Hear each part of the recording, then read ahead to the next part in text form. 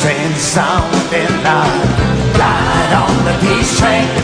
He conquered the wild world of pop with heartfelt songs that spoke eloquently to his times. Don't you feel a change coming from another side of time? Essentially, I lived and breathed music. That was my life. Matthew and Tom, the what's never done, there's always something new. He burst onto the scene in the swinging 60s, a fresh-faced teen sensation called Cat. Got out of the car with all these girls screaming. They virtually almost stripped him. It was unbelievable. I was on the road, sleeping between lorry lights all alone. But the young star burned out in a flash. Trouble, oh, trouble set me free. The doctor said to him that, you know, you only had a couple of weeks of life left in you. You would have been dead. Oh, baby, baby, it's a wild world. Cat climbed back, this time to even greater heights. In the 70s, he sent 7 albums into the top 10. This is a guy that could sell out Madison Square Garden 2 nights in a row without a record out. And I know that I have to go away. I know I have to go. But after selling 40 million records, he turned his back on the business, and Cat Stevens was no more. There was no more left in me. I want to get off, is what he was saying, and I want to be free. I think I see the light coming through me. His devoted fans were mystified, unable or unwilling to understand why. I'm still being viewed as someone who has said and done things which I've never said and never done. Don't hand me back to me, bitter blue, my bitter blue. Now, for the first time, he sets the record straight about his remarkable journey. The tale of a cat with 3 lives. Cat Stevens, the story behind the music. I'm trying now to come out to give people a chance to have a bit more intimate understanding of who I am and what I believe. I gave my last chance to you. Don't hand it back to me, bitter blue.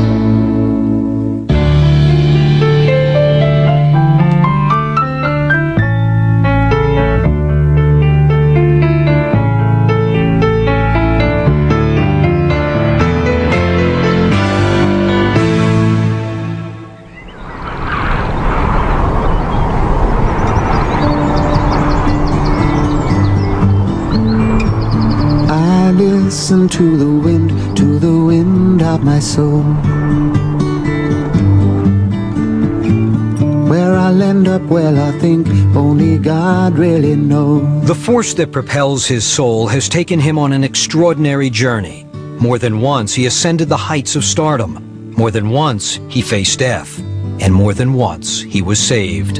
I swam upon the devil's lake, but never, never, never, never, I'll never make the same mistake. In a relentless quest for his true identity, he changed his sound, his persona, and even his name. Now I'm on my way, I know I am. The world knew him as Cat Stevens, the poetic troubadour whose searching songs speak to generations. I thank the moon, I had the strength to stop. But while the writer's introspective lyrics may have pointed to his journey's end, when he turned his back on stardom, it shocked everyone. I just decided to take a jump. And I said, until I know better, until I know how music can fit into this whole thing, or how I can express myself in a new way, perhaps I better take a break. Come the morning, I'll be far from here, slowly rising in another sphere. Oh, world, goodbye. The path he chose led him to a faith few in the West understand. As I'll be home in the sky in the morning. Bye, bye, bye, bye. Lovely city, when do you lie? The long road he's traveled began just after the Second World War, amidst the chaos of London's bustling West End. Born Stephen Dimitri Giorgio in 1948, he was the youngest of 3 children. His older brother David says Stephen stood out from the very start. My brother was an extremely beautiful child, and so much so that we used to go out, when my mother would go out for walks and stuff like that with the stroller, people would stop us just to have a look at the of this beautiful baby. As years went by, the boy grew high and the village looked on in awe. His mother Ingrid was Swedish with a mild disposition. His father Stavros was a spirited Greek Cypriot whose presence could be felt blocks away. He had a very loud voice and he was always shouting for Stevie or David, and it really was deafening. And that's the kind of environment he grew up in. The neighborhood remains much as it was when the Giorgio family lived in cramped quarters above the restaurant they ran in the West End. The Moulin Rouge put food on the Giorgio's table, and Stephen was pressed into service at a tender age. I was trained very early on, you know, to be able to work in the restaurant, to serve, to be a waiter. That's how I learnt to first serve, you know, the public. Remember the days of the old schoolyard? We used to laugh a lot. Oh, don't you remember the days of the old schoolyard? Stephen attended St. Joseph's Catholic School, where the nun's stern warning about the wages of sin left a lasting impression. It was the awakening of my conscience. But of course, the messages I was receiving were both different. You know, one was in the church, was warning me, you know, about the fleshly pleasures of life, and the other one was actually attracting me towards it. Oh, I can't keep it in. I can't keep it in. I've got to let it out. Stephen was no choir boy. He and his best friend Andrew Karitsis often played hooky, running the streets of the city's seedier side, slipping into movie houses, scaling rooftops, and playing pinball. That was our playground, which was the West End, really. Quite dangerous if you think about it at that kind of age. But we experimented with most things, but yeah, we had a good time. Good laugh, good friends. Now every second down the nose, on the city goes. The West End was tough, but its vibrant musical theater scene held a special fascination for Stephen. I'd be hanging around the stage door, listening to the music and meeting the cast. West Side Story, you know, gave me a kind of a new vision of life. Stephen had always hoped to become a painter, but now he confided in his elder brother that he wanted to chase a different dream. One day he came to me and he said, David, I'm going to be a singer. I said, a singer? You're going to be an artist. He said, no, I'm going to be a singer. I said, all right then, why don't you sing something for me? So he started to sing this song. I said, you'll never be a singer. Yes, I'm going to be a pop star now. Yes, I'm going to be a pop star. It was suddenly an explosion, and there were the Beatles, who had opened up a whole new window of opportunity for kids like me, and all you needed was a guitar. Oh, mama, mama, see me, mama, see me on the TV. The teenager persuaded his father to buy him his first guitar, and he retreated to his room above the restaurant. There, he immersed himself in music. I suppose it was my retreat. I had all my records there, which were just by the side of my bed, so I could, you know, go to sleep while the record was playing. And it was, in a way, my own little world. In 1964, Stephen, Andrew Karitsis, and another pal formed a band of sorts. But only minutes into their first gig, it was obvious who the real star was. Oh, mama, mama, see me, mama, see me on my first gig. Slowly, we kind of like disappeared behind Stephen. And we slowly shrank behind him, and he just out there, he was giving it his all, you know, and he was very good. In the end, I realized I better go it alone. So the ambitious young artist went to work, writing songs at a furious pace. Baby, we're back to the good old times, and that's for sure. A year passed, and I said, well, okay, sing me some songs then. And he started to sing some songs. And I turned around to him and said, I think you're going to be a star.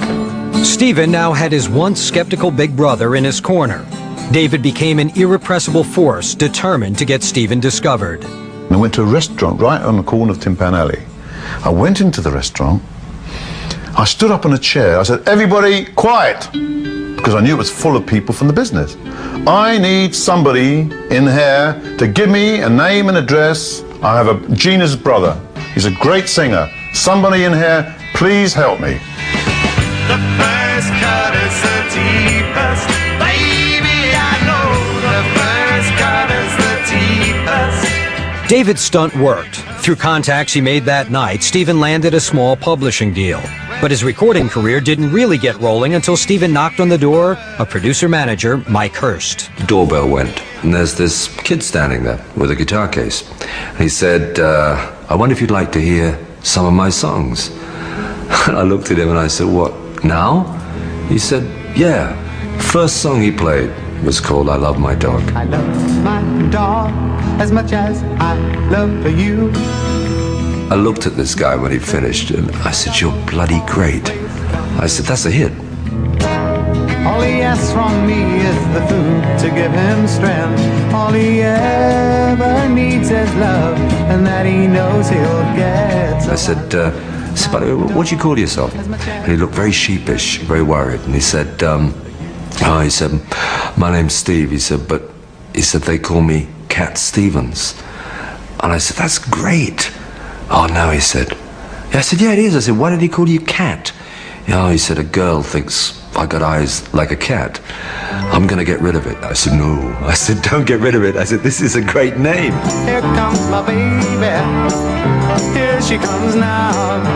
Hurst quickly signed the newly christened Cat Stevens. And within weeks, they had a deal with Durham Records, a new offshoot of the Decca label. From there, you know, Mike became my #1 man, you know, the man who's going to take me into the business. Never could be mine, no matter how I try.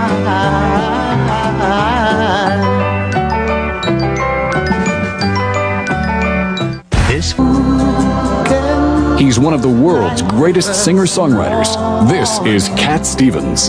oh, very young, what we Now, for the first time, his greatest hits are together in one incredible collection. The very best of Cat Stevens. Oh, baby, baby, it's a wild world. 20 unforgettable songs like Wild World, Peace Train, Moon Shadow, and many more. I love for you. With producer-manager Mike Hurst firmly in control, fledgling folk artist Cat Stevens was fitted with a new look and a big band pop sound. In October 1966, his first single, I Love My Dog, clawed its way onto the British charts, peaking at number 28. We had transistor radios in those days, little things, crackly things, and then suddenly somebody said, it's on, you know. We went darting outside. I remember the spot exactly. It was just outside the shop. And I can't remember who's mum, whoever was with me, and we were listening to this, you know, I Love My Dog. And that was the beginning. Matthew and Son, the what's never done, there's always something new. 2 months later, his next single, Matthew and Son, exploded. The head of promotion, Decca Records, comes charging down the stairs, says, Mike, he said, you want to know what our sales were up to lunchtime today? I said, what? He said, 90,000 by lunch. He's got people who've been working for 50 years. No one asks for more money, cause nobody cares, even though they're pretty low and their rent's in arrears. Matthew and Son shot to number 2 in the UK. Mike Hurst had taken a scruffy kid from London's West End and transformed him into England's hottest teen sensation. He got out of the car with all these girls screaming, and there must have been, I don't know, 30 girls going berserk, and his head disappeared in the melee. And I tell you what, I saw sleeves going here and these shoes, and they virtually almost stripped him. It was unbelievable. I feel cold and I want to get you by my side. The attention was overwhelming, but Cat Stevens was in demand. He toured with an unlikely all-star lineup that included romantic crooner Engelbert Humperdinck and rock revolutionary Jimi Hendrix. Engelbert Humperdinck, he'd teach me how to drink port and brandy. Better bring another bottle with you, baby. Other substances, I suppose, which I learnt maybe from Jimi Hendrix and that crowd. That was a very, very, you know, I would say taxing period on my health. And it was taxing on his relationship with Mike Hurst. Streetwise Stevens was becoming his own man. Perhaps lost a bit of my innocence very early on, but I never lost my conscience, and I think that was perhaps a very important point to my whole life, is that I was always protective of my soul, and I never really sold out to anybody. As time went on, Mike Hurst sensed he was losing control of Cat. I always said to Steve, I don't want you going to any clubs. I don't want you in the London clubs. I don't want you in there because you should be untouchable, unseeable. You're the star. And I could see he wasn't happy with this. In the spring of 1967, Cat went into the studio with Mike Hurst to record his first album. But the idol maker and his headstrong protege were growing apart. The two disagreed about everything from the songs to the wardrobe. Suddenly I found myself with managers and agents telling me what to do. I was becoming a bit of a slave, you know. And I was trying to escape that. I'm gonna get me a gun. In a television interview in 1968, 19-year-old Cat Stevens gave the first hint that he was moving towards something much deeper than the standard pop fare. It started with mechanism. People said, yes, you know, they wrote and they said, yes, so you've made me take another look at myself, and now I can understand myself a bit more. The moment I knew that, then I sort of kept it in my mind, and it helps me now. I do try and philosophize, I suppose, a bit in my songs. I'm not very good. I say nothing of importance, really, but it's all fun, isn't it? Is that, I mean, are you no more serious about it than that, really? No, I am. That's only a joke. In the blackness of the night, I see a shadow passing by from the heels of an old soldier boy. In reality, he took his songwriting very seriously. Influenced by the raging social and political movements of the late 60s, Cat wanted to add his voice to the call for change. We were living in a time of great change. I mean, you know, coming from the 60s to the 70s, the whole landscape was changing, and the youth were making it happen. You left me wearing nothing but a shell. Cat was running himself ragged, touring, recording, and writing around the clock. His health suffered from the relentless pace. Exhausted, Cat sought medical advice. In March of '68, he was diagnosed with a potentially fatal disease, tuberculosis. The doctor that actually discovered that he had TB said to him that, you know, you only had a couple of weeks of life left in you. You would have been dead.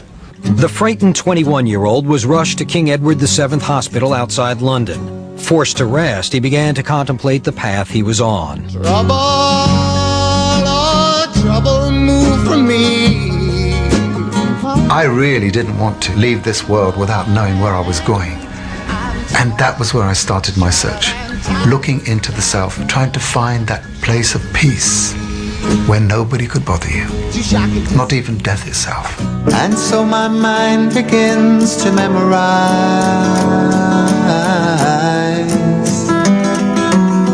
'cause time will never seem the same. The reluctant pop star was finally able to take stock of the wild ride he'd been on for the past 2 years. He started to think about the future. He wasn't that happy with himself at that stage. Cat Stevens, in a sense, hadn't really been born in the true sense. Left alone in his hospital room, he could finally follow his heart, a soul-searching trek that would lead to some of the most introspective songs of a generation. There's an empty space inside me now.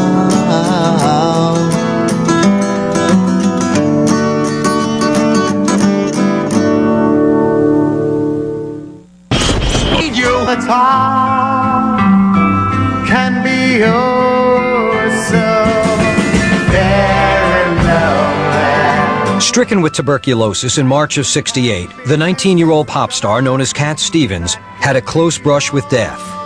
But what was very nearly the end turned out to be a new beginning. I believe things are destined, and the fact that I caught tuberculosis, you know, was obviously, it was meant to be, because I had to have now a reflection. I had to get out of that world.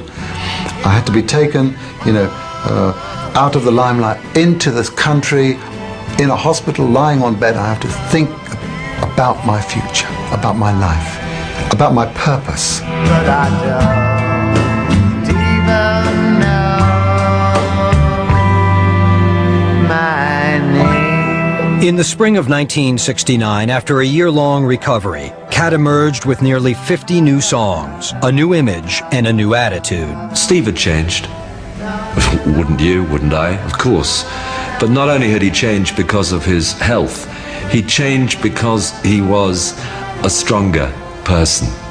When I managed him originally, I was the leader.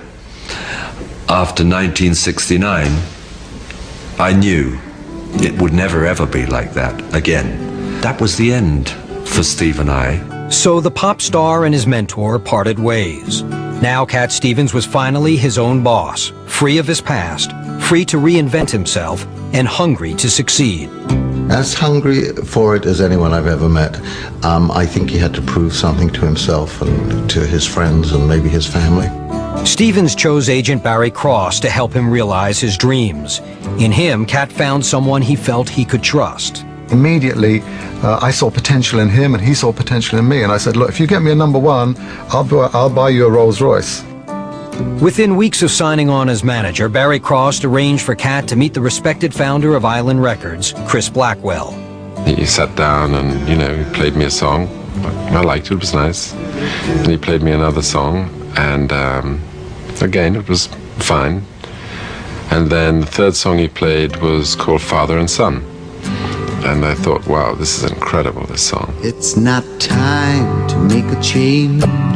Just relax, take it easy. You're still young, that's your fault. There's so much you have to know. Just the way he was just there on his own with acoustic guitar, just playing the songs, singing it. They were complete. They didn't need anything more to my ear. With Cat Stevens now signed to Island Records, the search was on for a producer to help realize his potential. Chris Blackwell chose ex-Yardbird Paul Samwell Smith. I could always say, Steve, go and sit and just do the song, vocal and guitar, or vocal and piano at the same time. And that, you can build around that so easily. And that was always, for me, the core of our work together. Paul and Cat went straight to work, drawing from the dozens of songs that Cat had written while recovering from tuberculosis. Stevens tackled each recording with unbridled passion and intensity. Steve was a perfectionist in the studio. Having got the take he wanted, would then chase it home till 2 in the morning. He called the album Mona Bone Jackin'. Released in Europe in April 1970, it gave fans of the former teen sensation their first taste of the pure, poignant sound of the new Cat Stevens. I think I see the light coming through me. Those songs in that album were very, very reflective, particularly connected to my search, my awakening, if you like, to my soul, to my identity. My lady D'Abanville, why do you sleep so still? In August, Lady D'Arbanville, the album's first single, reached #8 on the UK charts. Still, Cat Stevens was largely unknown in the United States. So Island Records boss Chris Blackwell made a deal with A&M's Jerry Moss to distribute Cat's records in America. He was a very easy cat. Had been through a bit of it before, you know, so very, very friendly with the record side people. Very easy to develop rapport with. Then in the fall of 1970, armed with little more than their dreams, Cat and guitarist Alan Davies set out to crack the American rock market. Nothing could have prepared me for what it was like to land in New York and then 24 hours later be sound checking at the Fillmore East. It was terrifying. We were on the same bill as Traffic. We played for 35 minutes, something like that. Walked off, and the place exploded. I wish I knew what makes me me, what makes you you. Flushed with the warmth of the response from American audiences, Cat Stevens returned to the studio and began laboring on what would become one of the classic albums of the decade. We then went to work on Tea for the Tillerman, and that took a long time. We were actually in and out of the studio, not all the time, of course, for about 7 months, which was much more like it from my point of view, because I'd heard that Simon and Garfunkel had spent sort of 800 recording hours on Bridge Over Troubled Water, and I thought, well, it can't be proper unless you do that. Then I found myself alone, hoping that someone would miss me. One of the best moments of my life in the record business was hearing the playback of Tea for the Tillerman. I remember very clearly hearing it and hearing the first track and thinking, wow, this is fantastic. Then the second and the third and the fourth and the fifth. I've never ever heard a record as good as that. But sometimes you have to moan when nothing seems to suit you. But nevertheless, you know, you're locked towards the future. Songs like But I Might Die Tonight and On the Road to Find Out, you know, these were songs which were reflecting, I think, a general interest in which was in my generation for more answers than we'd been given. Cat Stevens was rapidly blazing a trail for the singer-songwriters of the 1970s with his deeply personal lyrics. But it was a more cynical song about hard lessons learned that would mark his biggest breakthrough. Oh, baby, baby, it's a wild world. And I'll always remember you like a child girl. The whole idea was very, very clear that, you know, out there is a world which is very, very difficult to understand. And it's not easy, so get ready. You know, I've seen a lot of what the world can do, and it's breaking my heart in two, because I never want to see you sad, girl. Don't be a bad girl. On the verge of international stardom, Cat Stevens was about to find out just how wild his world could get. But just remember, there's a lot of bad and beware.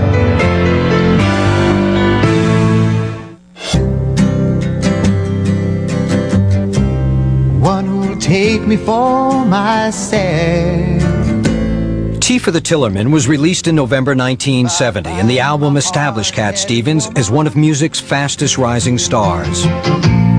I will need nobody else. No, no, no. But it wasn't stardom he was chasing. Cat was driven by the music and looked for inspiration everywhere. I went into a bookshop in the centre of London, Charing Cross Road. Somehow I found myself in the religious department, and then I saw all these hymn books. I said, It had like a hymn book that we all had at school, Hymns Ancient and Modern, a little small hymn book. And do you know this one? Because he didn't actually know it. He'd worked it out, he'd just read the top line and worked it out, and worked out the chords underneath it. And I said, yeah, that's Morning Has Broken. We used to do that in the infant school. Morning has broken like the first morning. Morning Has Broken was just one of the painstakingly crafted gems featured on his next album, Teaser and the Firecat. It was a collection that included soon-to-be classics like Peace Train, The Wind, and Moonshadow. Yes, I'm being followed by a moonshadow, moonshadow, moonshadow. Moonshadow I call, you know, the optimist's anthem, because it looks at life extremely positively. Moonshadow was one of 3 hit singles off Teaser and the Firecat. The album, released in October '71, topped the charts on both sides of the Atlantic. I won't have to walk no more. Oh, Lord. Do not let the... Then, the 1971 release of the movie Harold and Maude exposed Cat's music to millions in the U.S. 'Cause there's a million things to do. You know that there are. Director Hal Ashby used 9 of Cat's tracks to bring his cult classic to life. And if you want to be me, be me. And if you want to be you, be you. It was a great mood. Hal Ashby had this weird idea for this film, and I thought it was funny enough, you know, and certainly it was even serious enough to reflect my songs. His pace was relentless. In just 18 months, Cat Stevens had released 3 hit albums. I gave my last hope to you. Don't hand me back to me, bitter blue. My bitter blue. Now, rich beyond his wildest dreams, he fulfilled the promise he had made to his manager. Please help me lose, it's a bitter blue. My bitter blue. They walked me into this Rolls-Royce showroom, and they're rather nervous of these people in jeans with their long hair looking at their cars, and we want to get in and sit in one. And a man comes up to Steve and says, you know, son, why don't you go and get your collateral together and come back in a few years? And he looked at the man and said, you know, no, I think I'll get it now. And he bought the car.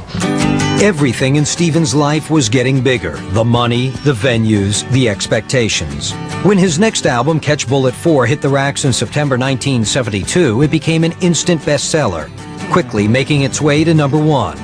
Audiences couldn't get enough of Cat. Oh, I can't keep it in. I can't keep it I've got to let it out. I probably witnessed more natural standing ovations at a Cat Stevens concert. You know, sometimes in the middle of songs, that people would be so overcome. I mean, he reached people. This is a guy that could sell out Madison Square Garden twice, you know, 2 nights in a row without a record out. Now, oh, I'm on my way, I know I am. But times were when I thought not. But the more adulation the star received, the more he withdrew. Like many in his generation, Cat was seeking answers to his growing sense of spiritual emptiness. He explored Eastern religions and New Age philosophies, topics he'd been interested in for years. My search was going on at the same time as I was playing, 40,000 seaters in Houston, and that kind of paradox was with me. In a way, throughout my life, I had this kind of, this ability to kind of cross thresholds. Keen to step out of the mainstream, he left England and his usual studio team to record an album in Jamaica with session musicians. Released in July of '73, the aptly titled Foreigner sold well, but alienated many critics. You say you want to seek the truth, but it's hard to find. In early '74, a short-haired Cat Stevens took a break from recording and traveled to Ethiopia as a goodwill ambassador for UNICEF. The objective of his trek was to garner much-needed publicity for the UN's project to aid sick and starving children. No one to help you, your friends don't have the time. Hey, hey, hey. Upon his return from Africa, a wandering Cat Stevens went back into the studio. Reunited with Paul Samwell Smith and guitarist Alan Davies, he recorded an album with a more familiar sound, but the title reflected a man increasingly torn between two worlds. I was traveling on some plane to a gig, and I had my little sort of icon sort of Buddha statue thing, which I used to carry around with me, and I had a chocolate box in the other hand, so I said, look at that, and if I was to die in this plane, where would I be between the material and the spiritual? Oh no, don't say those same idle lies. Cat Stevens was more than a big star. He was a big business. And after recording and touring non-stop for nearly 5 years, he was exhausted. I'm sure I was pretty difficult to be with sometimes because, I was looking for my identity and I was a chameleon. In his constant quest for answers, Cat latched on to another philosophy, numerology, which seeks to explain the mysteries of the universe through mathematics. Why was I born a 9, cursed repeatedly? The experience inspired the ambitious concept album he called Numbers. Released in October 1975, it sold quite well, but was far from radio-friendly, and record executives were left wondering where all the hits had gone. Would know if I should die, no one needed me. At one time, Jerry Moss said it just sounds as if he's finding much more difficulty getting a song out, because there'd be all kind of arrangements and complications, and then even the album graphics, everything became much more complicated.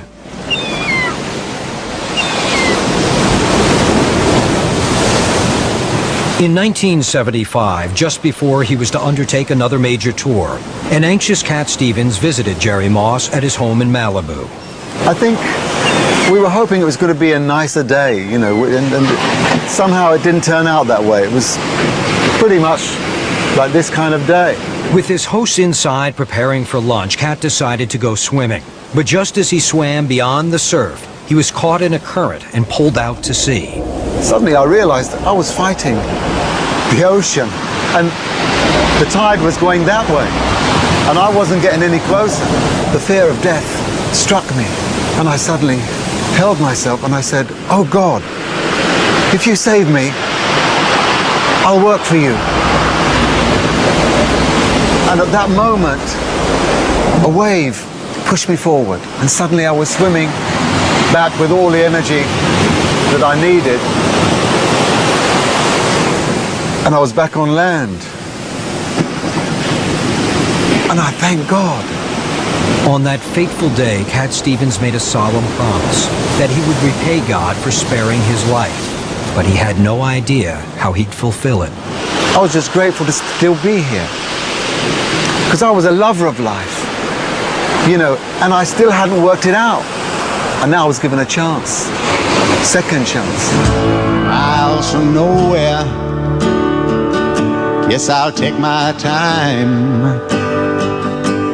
Oh, yeah, to reach there.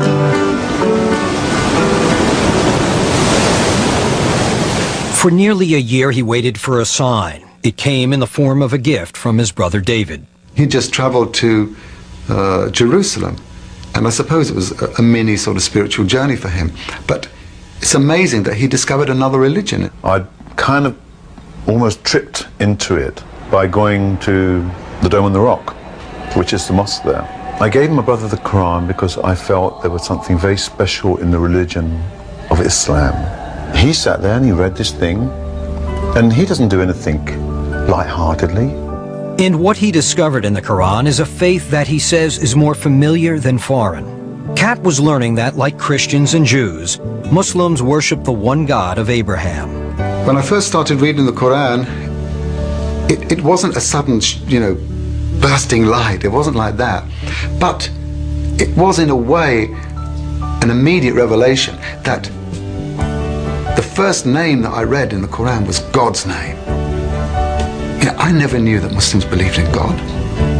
One of the things that really surprised me, which made me feel very at home, was finding the names of all the prophets that I've read in the Bible. For the next year, Cat Stevens privately studied the Quran. Unlike his earlier explorations, this spiritual journey was one he seemed intent on completing. Come on now, the freedom calling. Come on over and find yourself. To me, it was just a new awakening. And things which I've been writing about, you know, come on now, it's freedom calling. Come on over and find yourself. You know, I was now saying to myself, well, perhaps I'm being confronted with something that I didn't expect to find in my lifetime. You know, possibly the truth. Cat Stevens was a man in the midst of profound change when he set out on the tour he called Magic Hat in November 1975.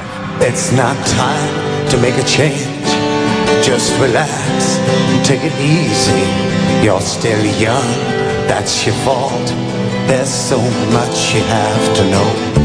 Find a girl. 6 months later, he played his final show of the tour in Greece. Due to a scheduling mix-up, Cat performed to a half-empty auditorium. The Magic Hat tour came to an abrupt end. And I know that I have to go away. I know I have to go. I gave up, plugged out my guitar and just walked off stage. Okay. Shortly after finishing Father and Son, he basically stomped off. And that cost me a lot of money as well, but it satisfied my ego. And that was effectively the last concert we ever did.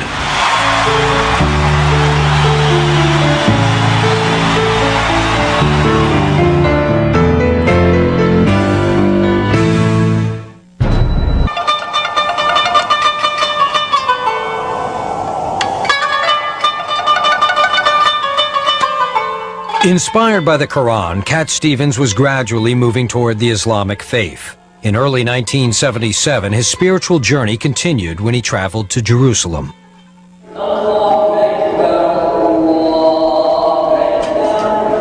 There I was, in the middle of, you know, this holy city, walking into this mosque. And I think some Muslims came up to me because, you know, they'd had some problem before, people walking in and trying to cause damage to the mosque. They came up to me and they said, who are you? I think that was the first time that I said, I'm a Muslim. Translated from Arabic, a Muslim is one who surrenders to God. Stevens was about to do just that, fulfilling the promise he'd made after surviving a brush with death in the waters off Malibu. But for a time, Cat Stevens would drift between the worlds of faith and fame. I was on the road, sleeping between lorry lights on a stone drunk and cold. In April '77, he released Is It So? The album harkened back to his earlier work, But songs like I Never Wanted to Be a Star clearly expressed his growing weariness with the trappings of stardom.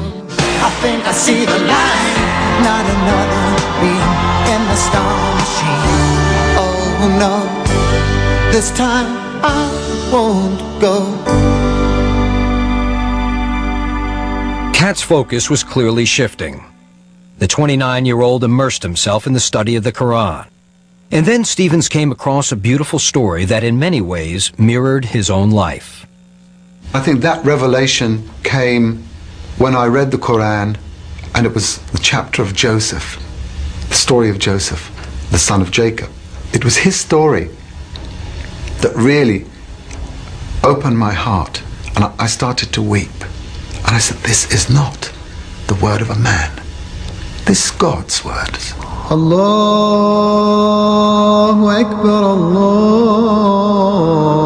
When I accepted the Quran was indeed a book from God, it was natural for me to accept the prophet who received this book as being the last prophet. Allahu Akbar. Then, in December 1977, he walked into London's Central Mosque and embraced Islam. Now a true Muslim, Cat Stevens decided to change his name one last time. I suppose the name that I'd always loved was Joseph. In fact, that was the first name of the school that I went to, St. Joseph's. And of course, because of the chapter of the Quran, which really opened my heart, I said, that's the name. Later, my Arabic teacher who was teaching me how to pronounce Arabic, I told him that was my choice. He said, can't you use the Arabic pronunciation? I said, yeah, why not? So, Yusuf Islam. I thought it was a hobby right up until the time he embraced Islam. I made no distinction between numerology, Zen Buddhism, salt-free diets. It happened very quickly. How I found out, I can't remember it, by osmosis. Steve is now Yusuf. But Yusuf still had obligations as Cat Stevens. So in 1978, he made one last album. The appropriately titled Back to Earth was an eloquent farewell. I'm not seeking any more pain, 'cause I've had enough of that. I was now able to make life my art. I now have been singing about, doing so many great things and changing the world. Well, the Quran said, to me, if you don't change what's within you, you can't change anything. And so that's where you have to start.